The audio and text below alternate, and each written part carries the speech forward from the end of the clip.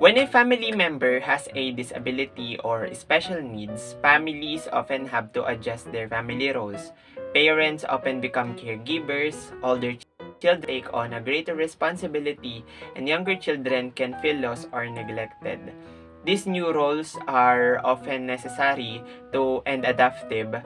That's what we are going to talk about for today's video. Hi, I am Mark Louis B. Apan from BSI 2A and I am happy to discuss this amazing topic because for today's video, we're going to interview a friend of mine who has a younger brother with a learning disability. He is Neil Dominguez and he has a younger brother named Christian. Of course, that is real name, an 11-year-old student from SPED in Cabanatuan City. Backstory, Neil is a son of my previous senior high school teacher, Ma'am Ruth Dominguez. She discussed the case of her younger son. That's why I knew who to tap to interview when the activity showed. His younger child is Christian Dominguez, has attention deficit hyperactivity disorder, or also known as ADHD. For everyone's knowledge, it is a condition that both children and adults can have.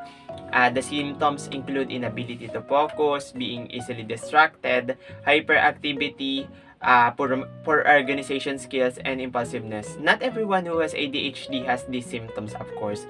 They vary from person to person and they tend to change with age. So, what I'm going to do now is to read the whole passage or the interview I conducted. This interview I conducted through Google form with this request to change the names of all involved. Here's how it went. Let's start with the first question, of course. The first question is, how is the performance of your son or daughter at school? And he responded, he can barely understand his lessons at school. So, there are really some lapses or hindrance on understanding some lessons. Number 2, how do you contribute as a parent or part of the family to help your PWD son, daughter, or part of the family at school?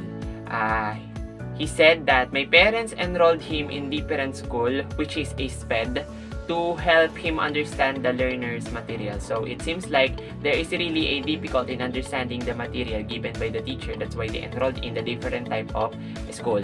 Was there a moment or a period where your son-daughter performance at school was not satisfactory? Describe this incident and what did the family do to help him or her? He responded that there is not at all. Besides, he's doing great at school. That's why I'm very glad because Christian did great, especially when they are at school. What are the teacher's learning techniques to help him or her learn?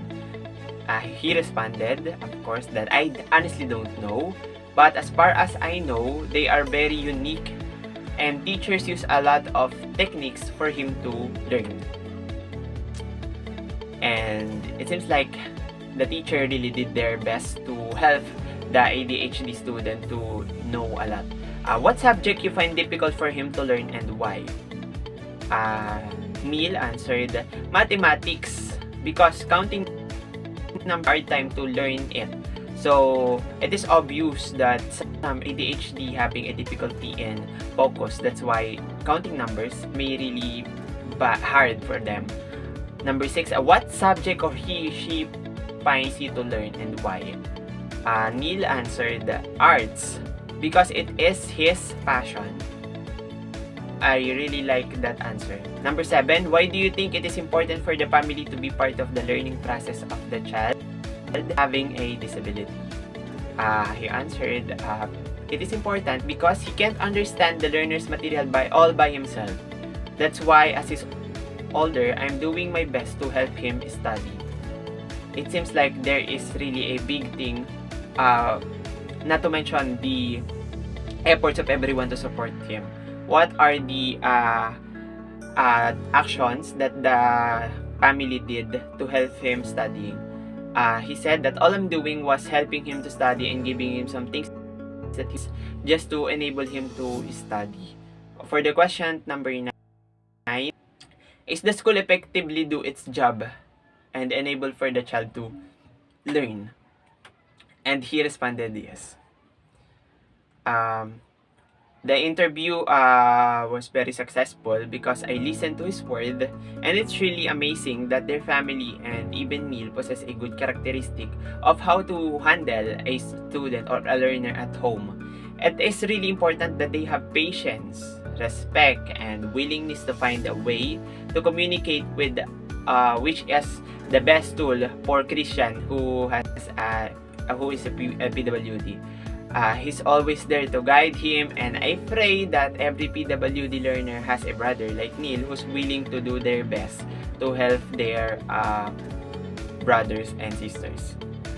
Thank you for listening. Hoping you learned a lot. Again, I am Mark Louis B. Apan from BSI 2A, and that's how the interview went. Bye-bye. See you again on our next video. Thank you.